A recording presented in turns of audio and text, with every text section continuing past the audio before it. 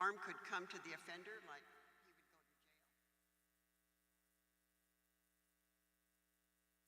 Many of these children are vulnerable children that really need a friend.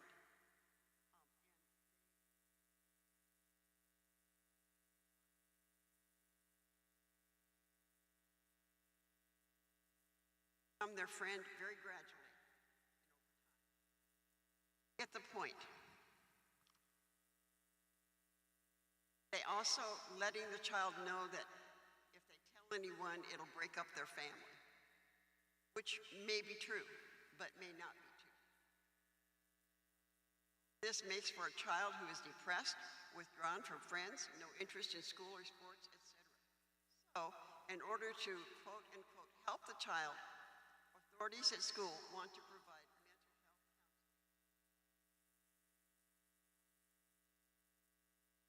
counseling. Parents are left out of the decision on purpose because, of course, there must be some bad parenting or this child would act differently. I once had an educator tell me that they want to track, quote unquote, our kids from the cradle to the grave. That was in Nebraska. And that was about my son. And that's what he said. We tracked him from the time he was born, and we will track him till his death. We have a God-ordained responsibility to raise up children in the way that they should go. Apart from it, that's a promise from God.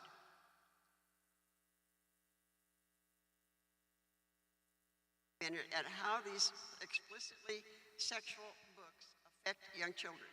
Studies show that many people who are now registered sex offenders were first introduced to porn before the age of 11. Think about that. As early as 9 and 10 years old, and sometimes even younger, these kids are conditioned to the pornography.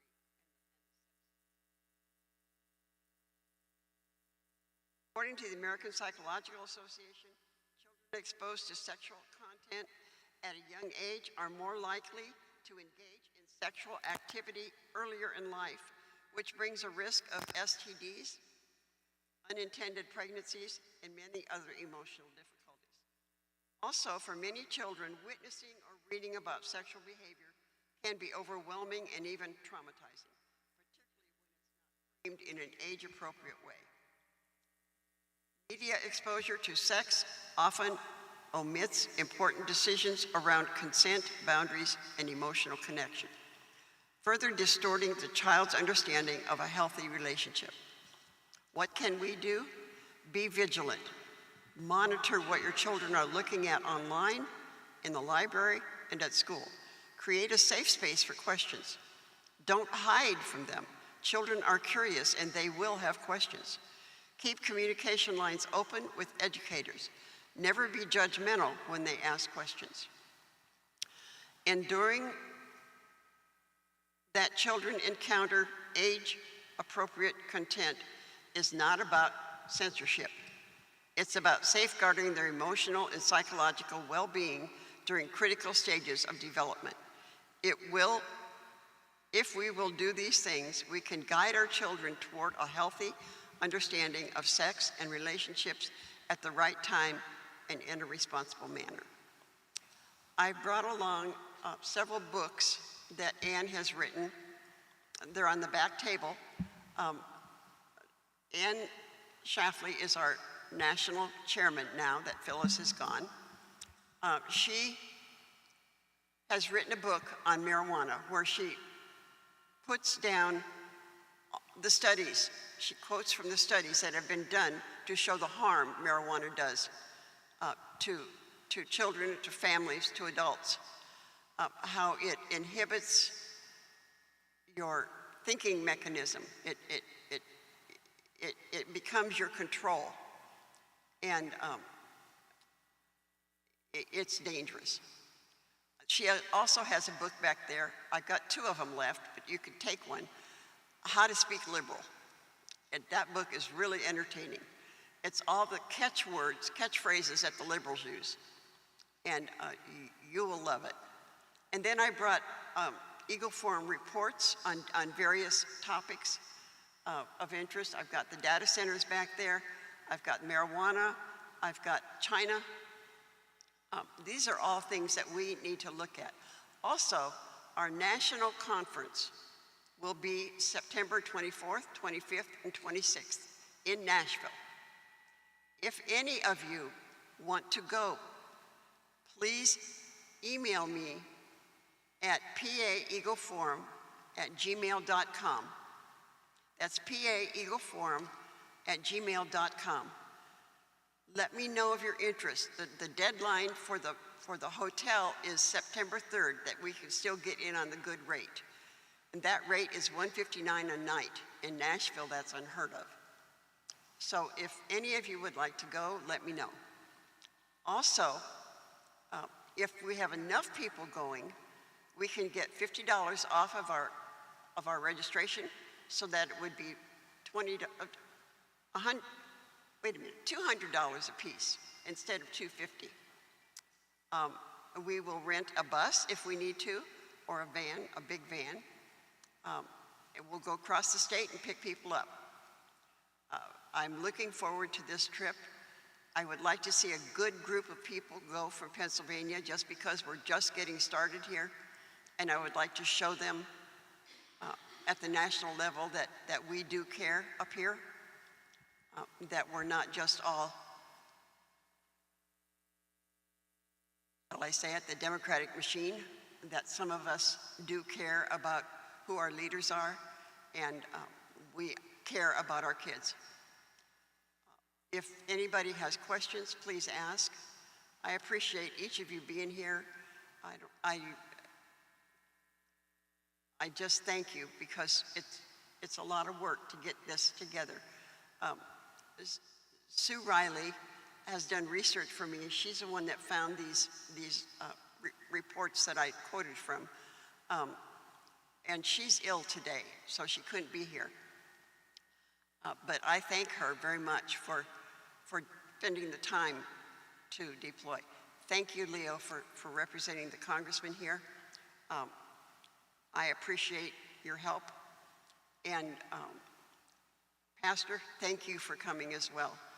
I know that when we were in Jack's office, he invited you, and I was really interested. I feel badly that I forgot to bring the list for you, but I will get it to you. I will, I promise. Because I pulled it out specifically to bring it, and then I forgot to put it in the bag, so.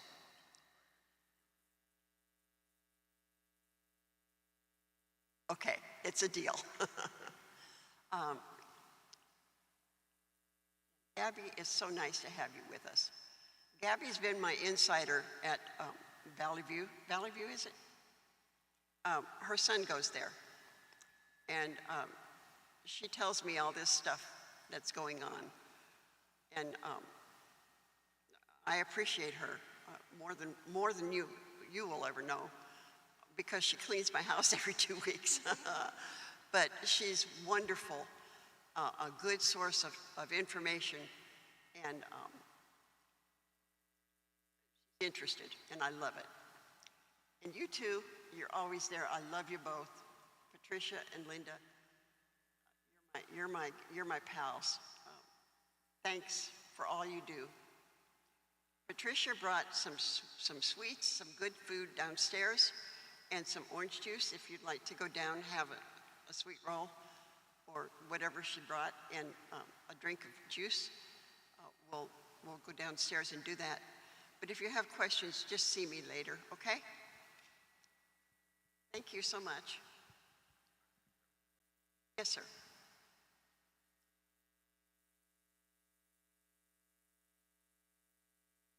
Eagle Forum of Pennsylvania.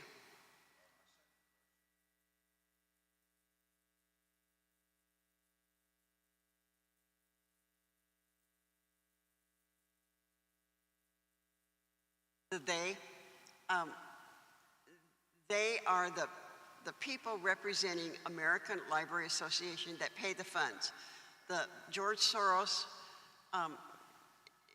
donates millions of dollars. Planned Parenthood donates millions of dollars. all of these groups at least $1 million, if not more. And then they send that money to their member libraries.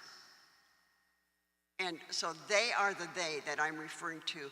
Many of these groups have within them sex offenders or people that are interested in grooming children. And I can't name any name, but those are the groups.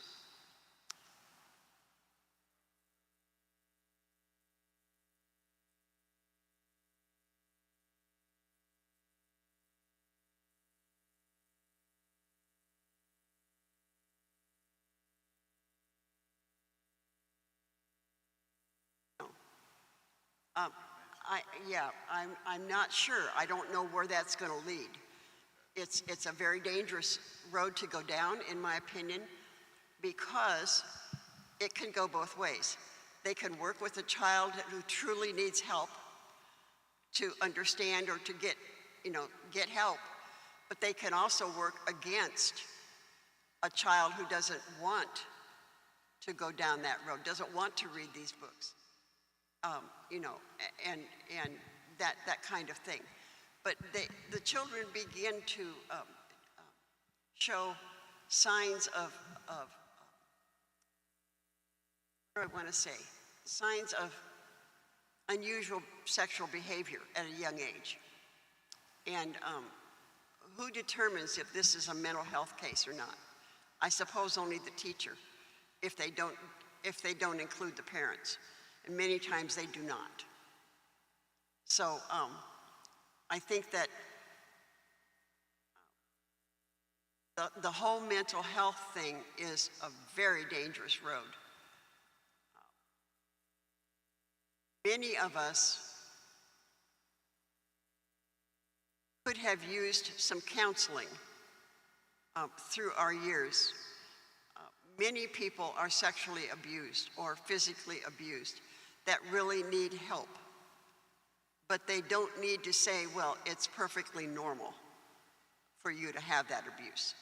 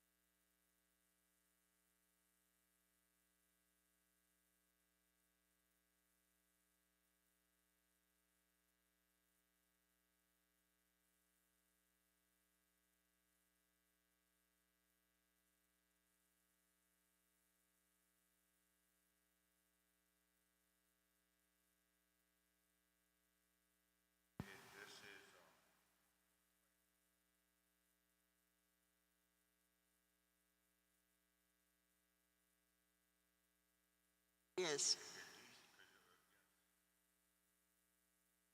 One of the things that we're looking at with the devices, though, is to put the trigger on so that only parental consent, only through, and kids can get around it if they want to, but if they can block it, if the parents can block it until they see what it is, and then okay it, that's a way that I think the legislature is working with the data companies that do that. We're working on that, but it is a very difficult area because it. Facial recognition. Yes. So you can't get on. Good idea too. Right, Yeah. right.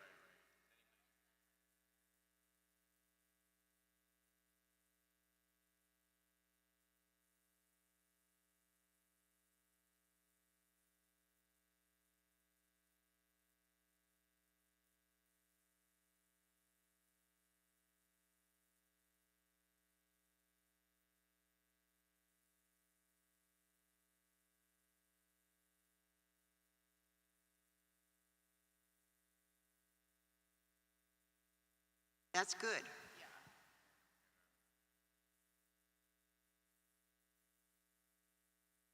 No.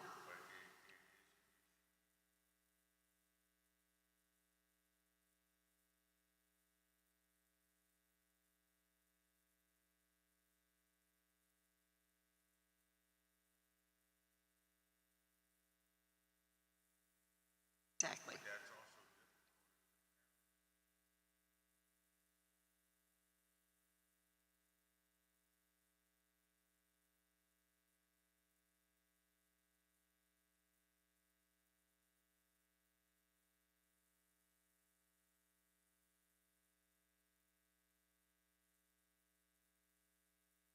That's also Baptist, Pentecostal, all those things.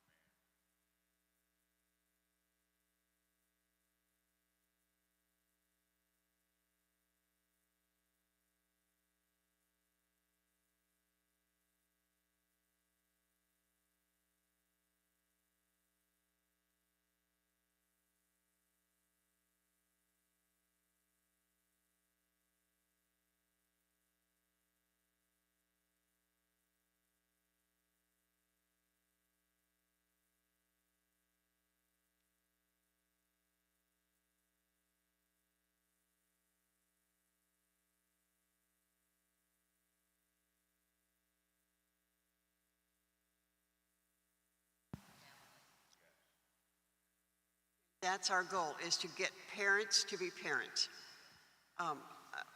We have a generation that has not been taught that. And we need to begin teaching that. But they've gotten so far away from, even when I was in school, which was a century ago, in our home ec class, we were taught how to maintain, as a woman, how to maintain a home, how to cook, how to keep your kitchen clean, even to the point of we were given babies to take care of. For a weekend, whatever, a 2 o'clock feeding, we had to get up with it. That was very good training for me. And I don't know where we got by with that. Maybe because our kids felt that our training was too stringent, and so they didn't adhere to it. I don't know. I don't know where the ball dropped, but I know the ball dropped.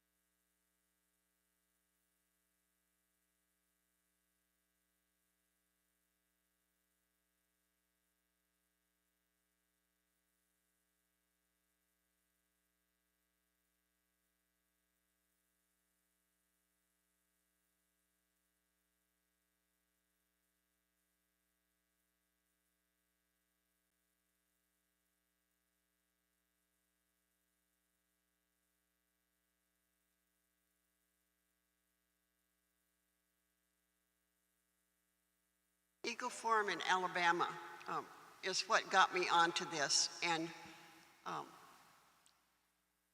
they said that they're having a terrible time getting pastors interested, but they have a community of parents who found out about some of these books, and they rose up against, many of them have been able to replace school board members and replace library board members, to where we've got good people now in the libraries down there. They've got an organization called Clean Up Alabama, and they are going, it's sweeping their state of cleaning up, getting parental consent, removing books if they need to, but that isn't our goal. Although many of us personally think that the books should not be available, but the fact is they are. And so my goal is, and when I've been talking with Senator Brown, she said, you know, banning the book is not, it's not going to go over real well, but putting the books in a separate place where only the parents can check it out would be a comparable option. Yeah, and so that's why